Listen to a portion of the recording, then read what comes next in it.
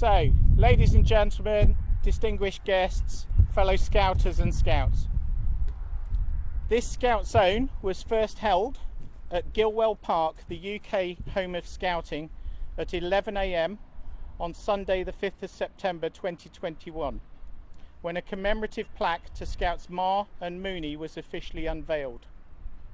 The intention was then to pass on, share and hold the Scout Zone with fellow Scouts around the world along the original route of Quest's 1921 to 1922 voyage, exactly 100 years after Quest left each location. It has been held in London, in Lisbon by the Lisbon Scouts, in Rio de Janeiro underneath the statue of the Redeemer, in Cape Town and many other smaller islands and ports along the way. This included the Request team holding a service on board the ship whilst in Antarctica on the 5th of January 2022, the 100th anniversary of Shackleton's passing. The very same day, a young scout, Connor MacLeod, and various officials of South Georgia also held it at Shackleton's graveside.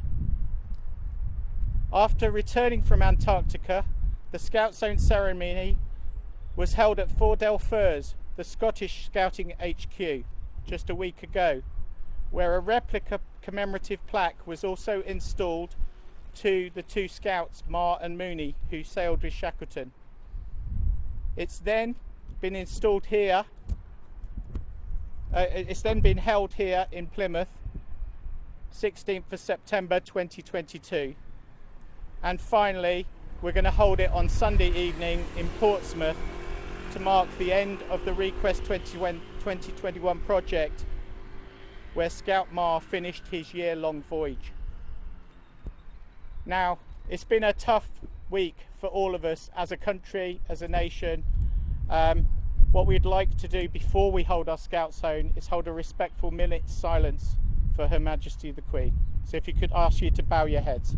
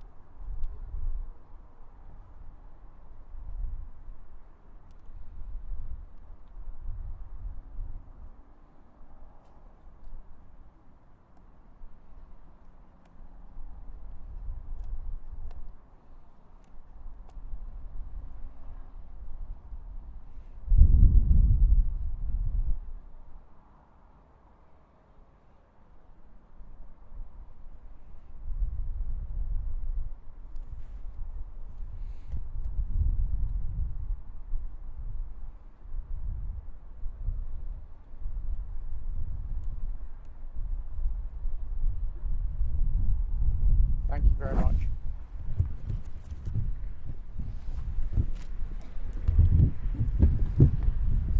So the commemorative plaques that we've installed to Scouts Marr and Mooney. The inscription on our plaque reads as follows: Remember James William Slessor Marr, 1902 to 1965, and Norman Erland Mooney, 1905 to 1945, who took part in the 1921 Shackleton Quest expedition. Note the official name of the expedition was the Shackleton Rowett expedition.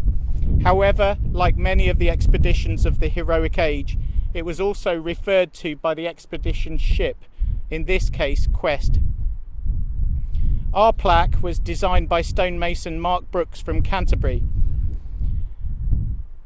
and it marks the Request 2021 expedition to Antarctica 100 years after the two Scouts sailed on Sir Ernest Shackleton's final voyage. We produced three versions. The first was installed at Gilwell, the UK Scout headquarters, on the 5th of September, just over a year ago, 2021. A second replica plaque we took to Port Lockroy in Antarctica, and that was installed at our scouting headquarters in Kent. The third replica was installed last weekend at Fordell Firs, the Scottish Scout headquarters, on the 11th of September 2022. The Shackleton Rower expedition of 1921 to 1922 was financed by the Shackleton's friend, the businessman and philanthropist John Quiller Rowett. They had met during their school days at Dunwich College, London. In September 1921, the expedition sailed on the ship Quest with the plans to survey the islands and navigation routes of the southern oceans. On the 5th of January 1922, upon the arrival at the islands of South Georgia, Sir Ernest Shackleton, who was in ill health, died on board Quest.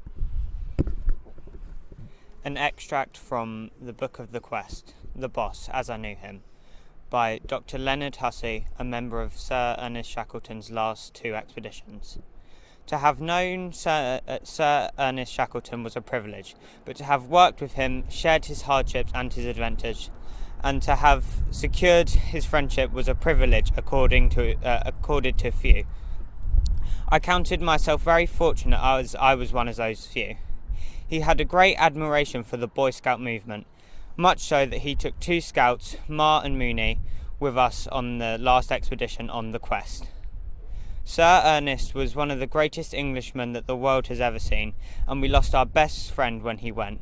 Still, we tried to carry on as he would have liked us to have done, and we are never tired of talking about him and hearing of him.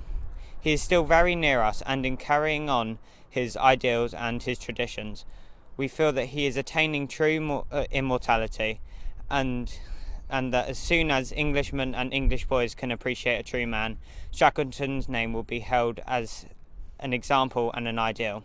He would have desired no fitter epitaph than he played the game.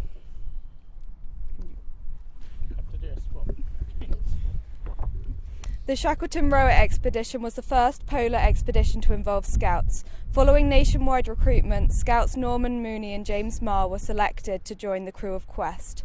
Mooney, from Orkney, was badly affected by seasickness and returned home from Madeira a few weeks into the voyage.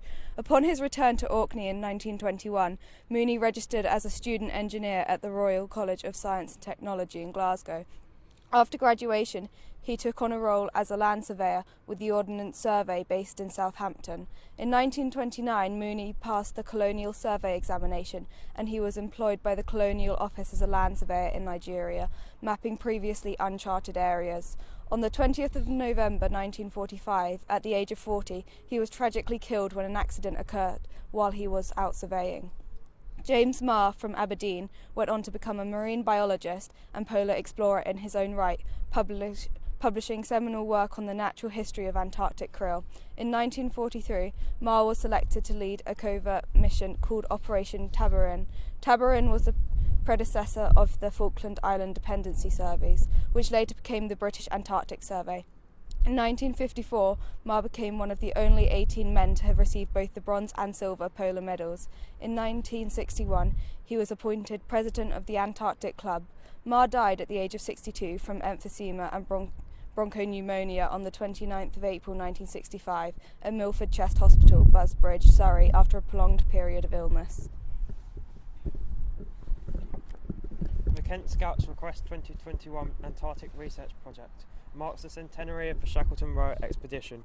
A team of 10 scouts from Kent and Scotland explored the waters and islands of the Antarctic during January 2022.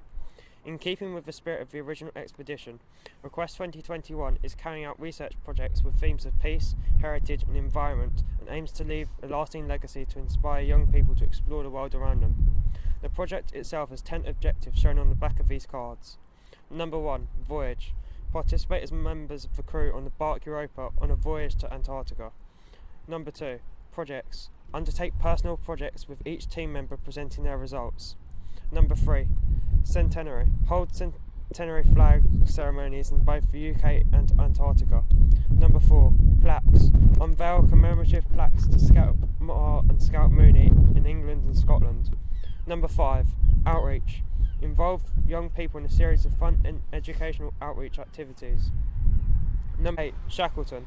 Celebrate and pay respects to the achievements of Sir Ernest Shackleton. Number 9. Links. Build strong links with scouts in other countries on the original expedition route. Number 10. Legacy. Leave a lasting scout polar research legacy inspired by Scout Mars' work on krill. The project can be summed up as 10 to the power of 3. 10 scout ambassadors, 8 from Kent, 2 from Scotland, sailing on a tall ship to Antarctica. 100 years after the original Shackleton Rowett Quest expedition back in 1921. Thousands of people, young people, engaged and educated about the 3 key lessons of peace, environment and heritage to be learned from this amazing, fragile, frozen southern continent. Shackleton's last diary entries. Ernest Shackleton died of heart failure in the early hours of the morning on the 5th of January 1922. These last diary entries recall his thoughts as the ship approached South Georgia. 1st of January 1922. Rest and calm after the storm. The year has begun kindly for us. It is curious how a certain date becomes a milestone in one's life. Christmas Day in the raging gale seemed out of place. I dared not venture to hope that today would be as it was. Anxiety has been probing deeply into me, for until the end of the year, things have gone awry. Engines were liable, furnace cracked, water short, heavy gales, all that physically can go wrong, but the spirit of all on board sound and good. There are 2 points in the adventure of the diver. One, when a beggar, he prepares to plunge, and one where a prince he rises with his pearl. 2nd of January 1922.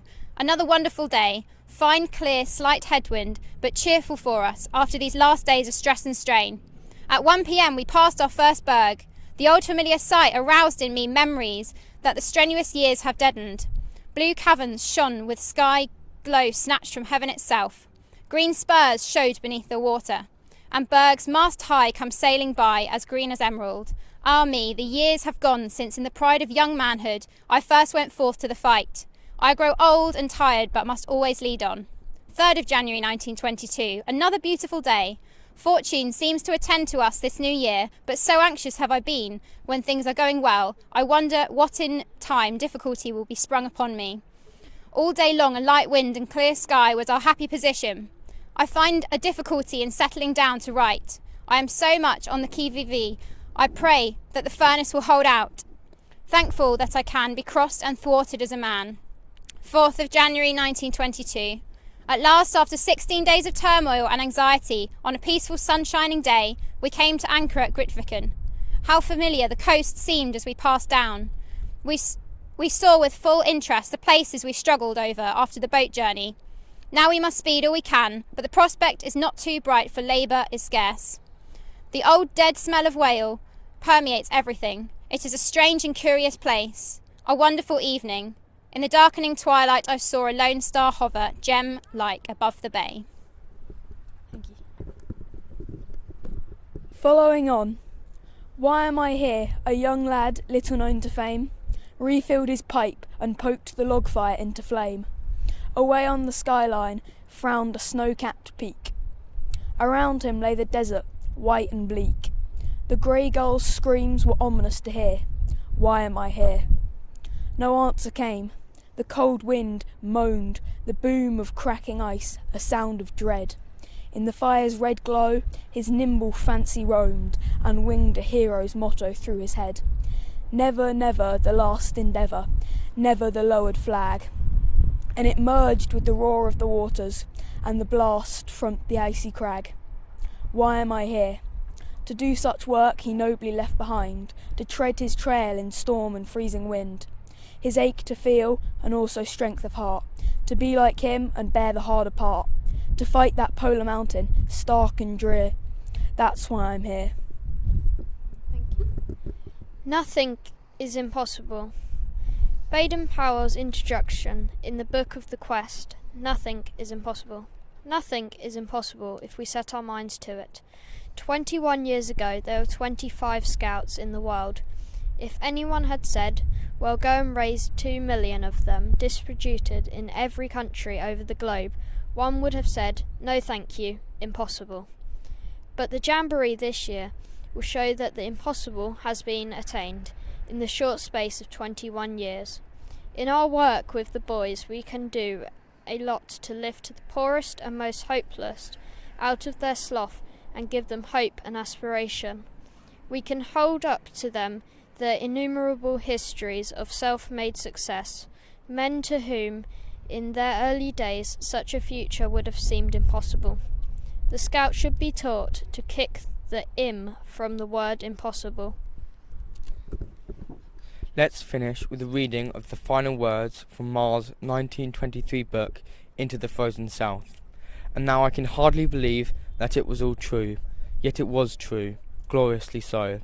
I too have seen and known and learnt. I too have companioned with the great souls who helped to make our island history. Sir Ernest Shackleton, Commander Frank Wild, and the others, all great of heart and fearless of soul, and who had been my shipmates and my friends. It was a memorable year indeed, and for all time I know I must carry with me a vision of tumbling waves by day and phosphorescent breakers in the darkness, the grind and bellow of the closing pack, the rush and roar of broken waters at the growler's feet, the hushed noises of the seals as they come to the surface in the still water of the pack, and always shall I see in mind's eye the glory of the Antarctic night, and most poignant yet, inspiring of all my memories there, is that of the lonely cross outlined against the whirling drive of the South Georgian sleet, the sign which remains to tell the great spirit that led us forth and died, yet lives again as a magnet to draw the brave away from the sleek comforts of life into that outer world of daring, where men may gaze in awe upon the wonders of the Lord.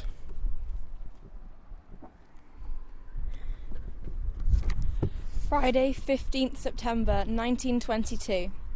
Telegram via Land's End radio station to John Rowett at Grand Hotel, Plymouth. Following received from Quest. Please broadcast messages as Dynamo out of action. Message broadcasted at 11:10 p.m. Land's End Radio. In the afternoon, the Eddystone Lighthouse is sighted. Sail is furled and Quest steams towards Plymouth, anchoring in Corsand Bay at 10 p.m. Saturday, 16th September 1922. All hands are called at 5:30 a.m. and set to cleaning the ship. Quest heaves up at 10:15 a.m. and proceeds into Plymouth Sound. John Rowett is the first person to come on board, accompanied by cook and Daily Mail reporters. They bring the ship's mail with them. Quest then enters Millbay docks and ties up before noon. The Mayor of Plymouth comes aboard. At 4:05 p.m, Quest departs for Portsmouth, piloted by Gerald Lysett and with a cinematographer from the major newsreel Topical Budgets also on board. Thank you. Can we give these young people a round of applause?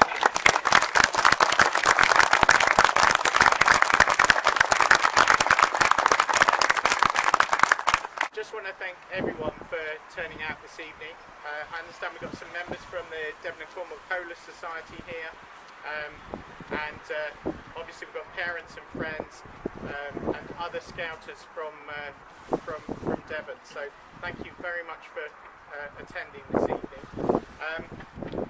We are changing our plans this weekend. For those of you who don't know, the sailing ship that we were going to sail from Plymouth to Portsmouth, the Johanna Lucretia, which is owned by the Island Trust, they contacted us at around midday today to tell us that they had a catastrophic engine failure as they were coming into Plymouth, which does mean that unfortunately we're not actually going to be able to do the sail that we had hoped for. Devastating news. In true scouting fashion, we're going to carry on, and we're going to do the best that we can this weekend to have a great experience. We have arranged for some sailing tomorrow. We will be doing some sailing. We will be able to sleep on board the Johanna Lucretia, so we haven't got to go looking for hotels, which is a bonus. And they will be feeding us, and the crew will be doing some training and activities with us. We will get to climb the rigging, etc. of the top ship. And then we're going to make our way by road on Sunday to Portsmouth, where we're going to hold the ceremony for the final time after a long, long year. It's been an incredible year, and we've had all sorts of adversities, not just COVID to deal with, but we get to the end. But we just want to thank you so much for turning out this evening, and that's the end of our